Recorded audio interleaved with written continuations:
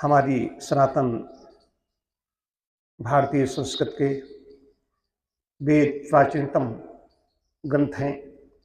4 वेद हैं, ऋग्वेद, सामवेद, यजुर्वेद और अथर्ववेद। यहाँ पर वेद मंदिर भी है कायाकल्प केंद्र परिसर में, जिसका शुभारंभ शुभ उद्घाटन उसी दिन हुआ था जिस दिन भगवान राम का वहाँ स्थापना हो रही थी। राम मंदिर का वहाँ पर शुभारंभ हो रहा था। जिससे भारत का संविधान है, राष्ट्र में कैसे रहेंगे, कैसे चलेंगे, ट्रैफिक नियम क्या होंगे, रेलवे के नियम क्या होंगे, संविधान है ये। इसके अनुसार हम इस जगत में अपने देश में कैसे क्या करेंगे, उसकी एक व्यवस्था है। वैसे ही समस्त पृथ्वीवासियों के लिए वेद एक परमात्मा का संविधान है, परमात्मा के द्वारा बनाए गए हैं वेद। इसमें समग्र है। बाकी जितने मत मतांतर पंथ आए वो पंथ हो सकते हैं, लेकिन वो समग्र नहीं है। इसमें कर्मकांड से लेकर के कृषि से सुरक्षा सब कुछ है, सब कुछ है। और मानव जो कुछ है सब मानव शरीर के लिए है। 4 वेद यहाँ पर आए हैं। किसी ने धनतेरस धनत्रयोदशी जयंती कल थी, किसी ने कुछ लिया, किसी ने कुछ लिया। हमारे यहाँ वेद आए। ये परमपिता परमात्मा की कृपा है। तो वेदों के अनुसार हमारा जीवन होना चाहिए। यही सनातन वैदिक संस्कृति, यही सनातन धर्म है। वैदिक प्रातः उठने से लेकर के दिन की पूरी दिनचर्या, हमारी रातचर्या वैदिक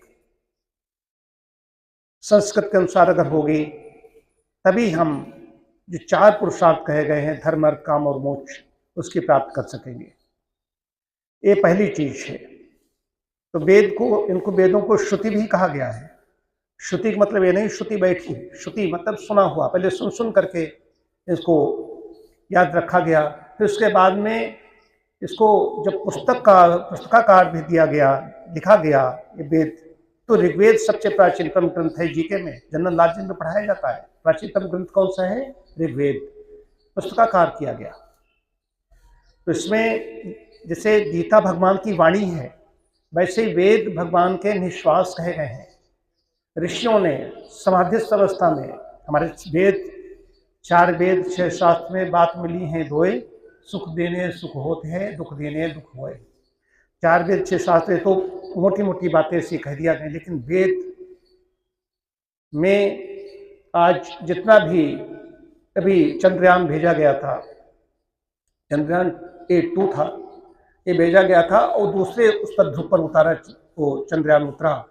हमारे यहाँ के जो उसका चीफ साइंटिस्ट जो वैज्ञानिक हैं, उन्होंने क्या कहा था कि ये सब वेदों से है। संस्कृत और वेद सब कुछ है। बाकी जितने भी मत मतांतर हैं वो ठीक अपना अपने धर्म कहा जा रहा है। धर्म तो सार्वजनीन होता है, सबके लिए होता है, धर्म है। वेद हमारे यहाँ भगवान राम को मानते हैं, भगवान कृष्ण, हनुमान जी, शिव जी, लेकिन उनसे प्रारंभ नहीं होता है। हमारे यहाँ भगवान राम, भगवान कृष्ण सब इनके अनुसार चले। हनुमान जी जब मिलने के लिए गए हैं ब्राह्मण वेश में, तो उन्होंने कहे तो ऐसा लग रहा है वेद वेदांत ज्ञाता है। राम लक्ष्मण दोनों आपस में बात कर रहे हैं। भगवान राम वशिष्ठ जी के यहाँ जाते हैं पढ़ने के लिए, तो यही तो उन्होंने सब अध्ययन किया। और भगवान कृष्ण गए संदीपन आश्रम में पढ़ने के लिए गए। तो वैदिक संस्कृत, तो उसमें गुरुकुल थे। गुरुकुल और ई स्कूल में यही अंतर है। ई स्कूल में वो ज्ञान नहीं मिल रहा है, हम लोग ई स्कूल के पढ़े हुए हैं। गुरुकुलों में तो मैंने जाकर के अपने ऊपर छींटे डलवाए, छींटे भी पड़ जाएं इस जीवन में तो बड़ी बात होगी। तो वेद ऐसा साहित्य आता है और परमात्मा कृपा से कल ही आए, ऑनलाइन मंगाए गए। तो ये है, तो ऐसा साहित्य खरीदें, अपने घर में रखें। और यहाँ तो दर्शन की इसमें कक्षा चल रही है, दर्शन की कक्षा, योग की कक्षा चलती है, उसके साथ में पहले सूत्र पढ़े जाते हैं। एक दर्शन दिसंबर में समाप्त होगा, उसके बाद में वेद भी हम लोग यहाँ पर एक एक मंत्र उसका धीरे धीरे इसका भी पढ़े जाए, वाचन होगा, उनका वाचेंगे। सभी का मंगल हो। ओम शांति शांति शांति।